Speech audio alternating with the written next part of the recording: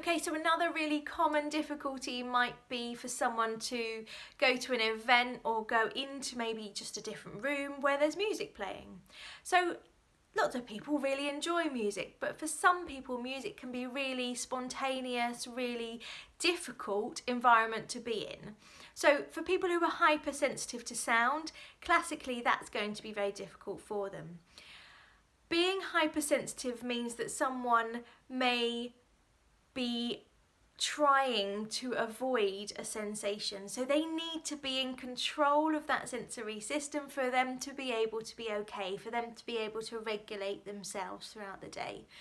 If they are then encouraged to be in an environment where that's spontaneous, i.e. where there's music playing, whether there's lots of people and they're creating sounds, it can be a very uncomfortable, unpleasant environment for them to be in, so therefore they'll just want to leave.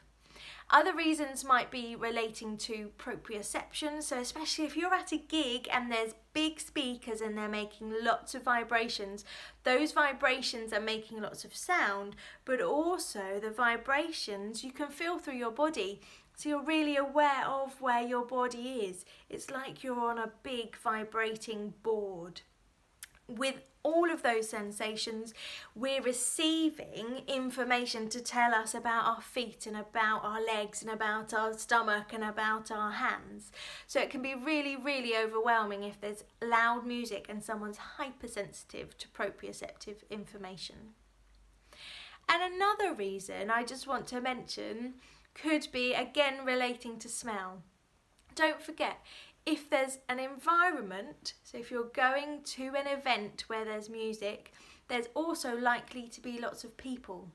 So it might not necessarily be the sound which is the difficulty. It could be the fact that there's a lot of people in an enclosed environment and there's a lot of smells, whether that's sweaty smells from gigs and lots of people dancing, whether that smells of perfume, whether that smells of shower gels, of aftershave, absolutely anything, food, drink, people not feeling well. All of those smells can be very, very overwhelming, especially if someone's hypersensitive to smell. If you've been on our workshop, you know what I mean by saying just remember the intensity of that smell when you let go of your nose.